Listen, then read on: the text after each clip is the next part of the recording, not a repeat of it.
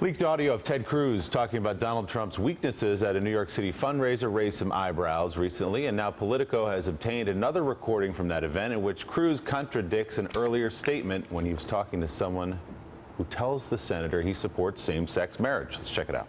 How big a priority is fighting gay marriage going to be to a Cruz administration? My view on gay marriage is that I'm a constitutionalist, and marriage is a question for the states. And so I think if someone wants to change the marriage laws of their state, the way to do so is convince your fellow citizens and change them democratically rather than 5 unelected judges do it. So would you say it's like a top 3 priority for you, fighting gay marriage? Or No, I would say defending the Constitution is a top priority, and that cuts across the whole spectrum. The people of New York may well resolve the marriage question differently than the people of Florida or Texas or Ohio, and that's why we have 50 states, to allow a diversity of views. I don't know. All right, that's slightly different from what Senator Cruz said publicly after the Supreme Court ruled on same-sex marriage in June, where he said, quote, marriage and religious liberty are going to be integral, I believe, to motivating the American people to come out and vote for what's ultimately restoring our constitutional system. Let's bring in Politico's Mike Allen.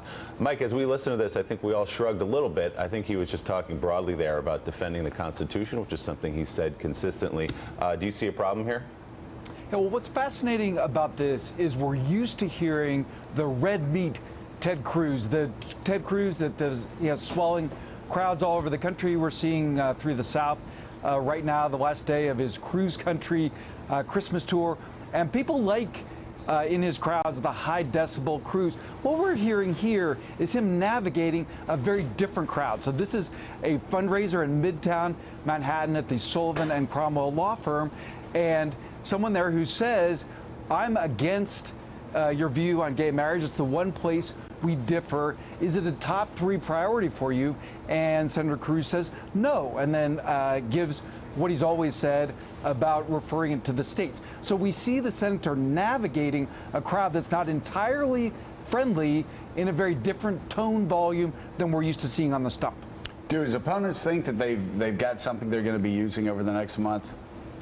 Well, Joe, what opponents think is that they're going to try to make a case of, as you said in your lead-in, New York Ted, Iowa Ted, not so much that he says something different, but that he emphasizes different priorities in different settings. Authenticity, we've talked about it again and again on the show, authenticity so big this year, particularly big for Senator Cruz, and this is sensitive because, as you talked about earlier, he's trying to get those Carson voters that are falling away, and this is going to be an issue that's very important to them. So, Mike, let me ask you really quickly before we go to Christmas. You, of course, before we go to the Christmas break, you obviously are always asking the leaders in Iowa, New Hampshire, the early states, what their thoughts are. Are those leaders still in denial on the Republican side that Donald Trump is going to play a major role and could possibly win the nomination? No, the denial has gone dramatically down. You can't be. And what I always remind them of when they keep saying, oh, well, Trump is going to fall and then we're going to have this final between Rubio and Cruz, what I remind them is you're out of time. Donald Trump has been the leader since mid-July. And so, so they are, Iowa's 40 days from today. So you're saying that something is going to happen in 40 days that has not happened in 5-6 months. It does happen. It could happen. Noah had a flood in 40 days. Yeah, Noah had a flood in 40 days. We were reminded by Richard Haas.